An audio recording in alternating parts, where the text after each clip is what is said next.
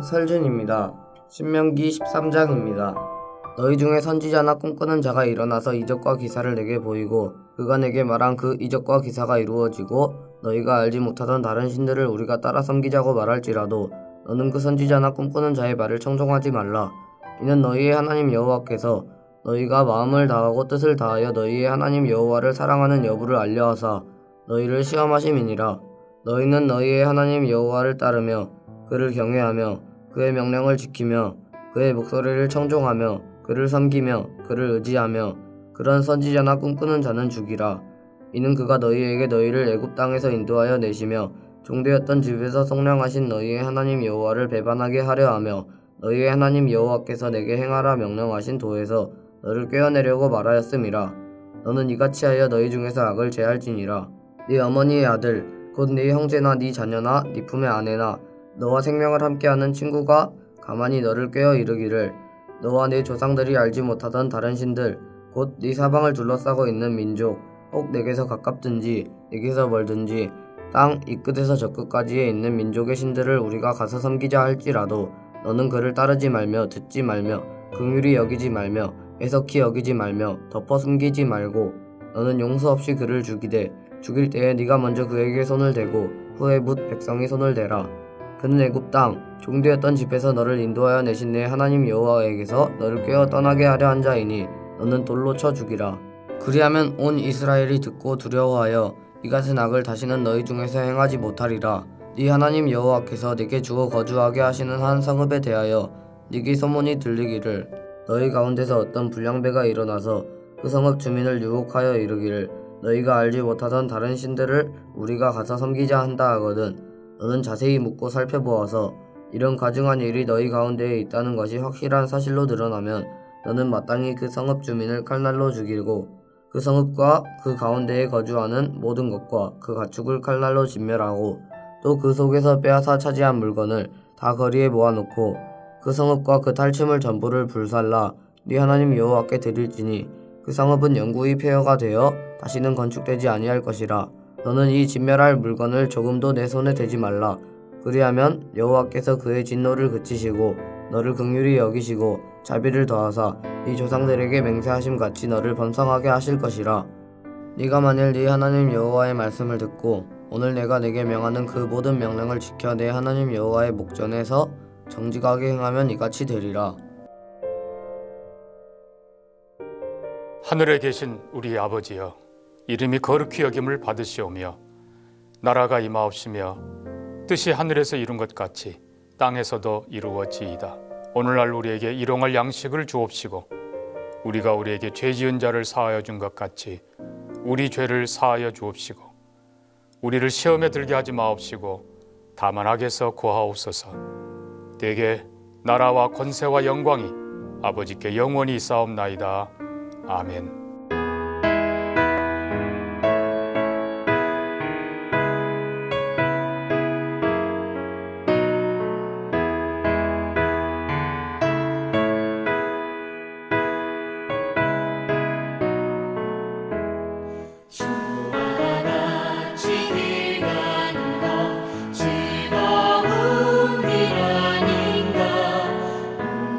주님 걸어가신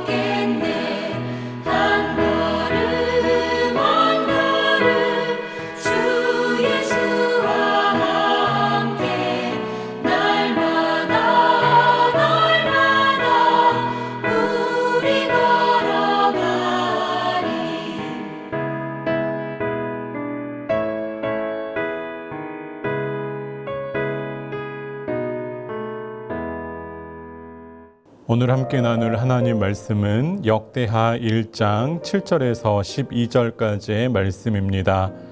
역대하 1장 7절에서 12절까지의 말씀 봉독하겠습니다. 그날 밤에 하나님이 솔로몬에게 나타나 그에게 이르시되 내가 네게 무엇을 주랴 너는 구하라 하시니 솔로몬이 하나님께 말하되 주께서 전에 큰 은혜를 내 아버지 다윗에게 베푸시고 내가 그를 대신하여 왕이 되게 하셨사오니 여호와 하나님이여 원하건대 주는 내 아버지 다윗에게 허락하신 것을 이제 굳게 하옵소서. 주께서 나를 땅의 티끌같이 많은 백성의 왕으로 삼으셨사오니 주는 이제 내게 지혜와 지식을 주사 이 백성 앞에서 출입하게 하옵소서.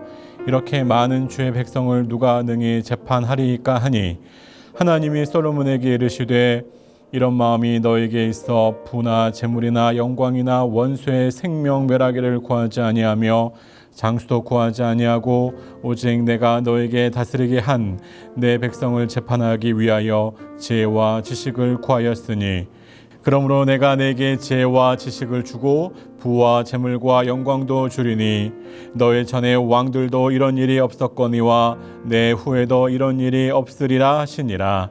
아멘. 오늘도 하나님의 은혜와 평강이 우리 모두와 함께 하시기를 바랍니다. 하나님께서 모세를 부르셨을 때에 모세는 이미 인생의 절벽 끝에 서 있었습니다. 젊은 날의 모세는 정의감에 불타올라서 애굽 사람을 쳐 죽인 일도 있었습니다. 모세는 그러한 방식으로 자신의 민족을 구원할 수 있을 것으로 생각했습니다. 그러나 그 결과는 참담한 실패였습니다. 모세는 살인자가 되었고 광야로 도망했고 왕궁에서 누리던 모든 권세는 사라지고 말았습니다. 한때 애굽 왕궁에서 왕자의 옷을 입고 천하를 호령하던 왕자 모세는 이제 장인의 양떼를 몰며 살아가는 초라한 노인이 되었습니다. 바로 그때 하나님께서 불타는 떨기나무 가운데에서 모세를 부르십니다. 하지만 모세의 입술에서 흘러나온 고백은 위대한 결단이 아니라 절망에 가까운 고백이었습니다. 출애굽기 3장 11절입니다. 나는 누구이기에 바로에게 가며 이스라엘을 애굽에서 인도하여 내리이까. 이것은 단순한 겸손의 이야기가 아니라 모세의 솔직한 심정이었습니다. 더 이상 모세에게는 특별한 특출난 능력도 없어 보였고 의지할 힘과 권력도 없었습니다. 모세는 자신의 참담한 상황을 인정하며 하나님 앞에 절규하는 고백을 올려드린 것입니다. 그러나 하나님은 모세의 절규를 사명의 출발점으로 삼으십니다. 하나님의 일, 하나님의 뜻과 영광스러운 그 과업은 우리의 유능에서 시작하는 것이 아니라 자신의 한계를 정직하게 인정하는 그 자리에서 시작한다는 사실, 우리는 모세의 경우를 통해서 다시 한번 확인하게 됩니다. 오늘 본문 속의 솔로몬도 모세를 하나님께서 부르셨을 때와 비슷한 그러한 위치에 서 있었습니다. 솔로몬은 젊은 나이에 왕좌에 올랐지만 솔로몬에게 이 화려한 권력보다 더 크고 무거운 것은 하나님께서 맡겨주신 이 백성들을 다스리고 섬기는 일이었습니다. 그래서 솔로몬도 모세와 비슷한 고백을 하나님 앞에 올려드립니다. 역대하 1장 10절입니다. 누가 능히 이 큰 백성을 재판하리이까? 솔로몬도 감당할 수 없는 이 하나님의 이 부르심과 사명, 또 이 현실의 이 장벽 앞에서 자신의 무기력감을 그렇게 고백하고 있는 것입니다. 바로 그때 하나님께서 솔로몬의 고백을 들으시고 다시금 나타나십니다. 내가 너에게 무엇을 주기를 원하느냐? 사실 하나님은 솔로몬의 필요를 너무나 잘 아셨습니다. 하지만 하나님은 이 질문을 통해서 솔로몬의 깊은 내면의 고백을 듣고 싶으셨습니다. 솔로몬의 마음 깊은 곳을 그렇게 관찰하시는 하나님의 예리한 질문입니다. 솔로몬은 자신의 책임 앞에서 자신의 무능을 인정했고 그 과정 중에 자신의 무능함을 채울 수 있는, 극복할 수 있는 지혜를 구했습니다. 성도 여러분, 지혜는 지식이 많다고 해서 얻어지는 것이 아닙니다. 지혜는 감당해야 할 현실을 마주하며 자신의 부족함을 정직하게 인정하는 사람에게 주어지는 것입니다. 오늘날 우리가 부모로서, 가정에서 부모로서, 또 직장에서 책임을 맡은 사람으로서, 교회에서 일꾼으로서의 삶을 살아갑니다. 때때로 우리의 능력과 우리의 힘으로 감당할 수 없는, 풀어나갈 수 없는 관계의 문제와 과업의 문제를 맞닥뜨립니다. 그때 우리가 느끼는 그 무기력함은 실패를 의미하는, 실패를 징표하는 것이 아닙니다. 우리의 무기력감과 우리의 당혹스러움은 하나님께서 우리를 하나님의 기도하는 자리로 부르시는 초대장과 같은 것입니다. 하나님, 때때로 우리의 무기력함과 무능력함에 빠져서 낙담했을 때 이렇게 말씀하시는 것 같습니다. 네 힘으로는 감당할 수 없으니 이제 네가 나에게 지혜를 구해라. 그러면 내가 반드시 너와 함께 하겠다. 그러니 지혜를 구하라. 그렇게 말씀하시는 것 같습니다. 성도 여러분, 성경이 말하는 지혜는 단순히 어떠한 정보를 얻어서 해석하고 분석하여 그 문제와 어려움을 극복하는 것을 말하지 않습니다. 지혜란 하나님을 경외하며 하나님의 뜻을 따라서 현실을 해석하고 선택하는 능력입니다. 솔로몬이 왕자의 자리에 앉아서 수많은 판단과 결정을 해야 했습니다. 옳고 그름을 분별하지 못하면, 왕이 옳고 그름을 온전히 분별하지 못하면 나라가 무너지고, 또 왕의 욕심과 이익만 쫓으면 백성들은 고통을 당할 것이 뻔하였습니다. 그래서 솔로몬은 다른 무엇보다 지혜를 먼저 구했습니다. 오늘날 우리도 가정에서, 직장에서, 교회에서 크고 작은 선택의 문제 앞에, 선택의 기로에 서 있습니다. 그때에 우리에게 필요한 것은 이 문제와 어려움을 극복할 수 있는 정보와 해석 능력이 아니라 하나님 앞에서 옳은 길을 선택할 수 있는 지혜입니다. 하나님은 솔로몬에게 물으셨던 이 질문, 네가 무엇을 원하느냐라고 하는 이 질문, 오늘날 우리에게도 동일하게 말씀하십니다. 여러분, 네가 무엇을 원하느냐라고 하는 이 질문은 우리의 욕망과 중심을 가르는 하나님의 예리한 수술칼과도 같은 질문입니다. 저와 여러분에게 하나님 묻고 계십니다. 자녀의 문제 앞에서 우리는 무엇을 원하는가? 단순한 자녀의 성공을 원하는지 아니면 자녀의 거룩을 원하는지 묻고 계십니다. 재정의 문제 앞에서 우리가 무엇을 원하는지 묻고 계십니다. 일상의 경제적인 안정을 원하는지 아니면 하나님 나라를 원하는지, 하나님께서 네가 무엇을 원하느냐라고 하는 질문 앞에 우리의 마음 깊은 곳에 진심 어린 고백을 하기를 원하십니다. 성도 여러분, 기도는 결국 내가 누구인지 가장 정직하게 드러내는 고백입니다. 하나님은 우리가 입술로 고백하는, 내뱉는 말을 넘어서 그 말을 꺼내게 만든 마음의 동기와 중심을 보시는 분입니다. 하나님은 솔로몬의 기도를 들으셨습니다. 역대하 1장 11절입니다. 네가 부나 재물이나 영광이나 장수를 구하지 않고 지혜와 지식을 구하였으니. 하나님은 단순히 솔로몬이 이야기한 이 단어, 지혜라고 하는 단어를 기뻐하신 것이 아닙니다. 하나님은 솔로몬의 기도 속에 담긴 솔로몬의 마음의 태도와 삶의 질서를 보셨습니다. 그리고 기뻐하셨습니다. 하나님께서 말씀하신 것처럼 다른 왕들이라면 자신의 욕망을 먼저 내세웠을 그 자리에서, 그 응답의 자리에서 솔로몬 왕은 하나님이 맡기신 책임을 먼저 생각하고 하나님께 도움을 요청했습니다. 자신의 마음의 방향이 하나님을 기쁘시게 해드린 것입니다. 그래서 하나님은 우리가 기도 시간에 무슨 말을 했는지가 아니라 그 말을 꺼내게 만든 마음의 동기와 우선순위를 보십니다. 하나님은 우리의 입술보다 우리의 마음을 먼저 살펴보십니다. 하나님은 솔로몬에게 지혜뿐 아니라 그가 구하지 않은 부와 명예까지도 더해 주셨습니다.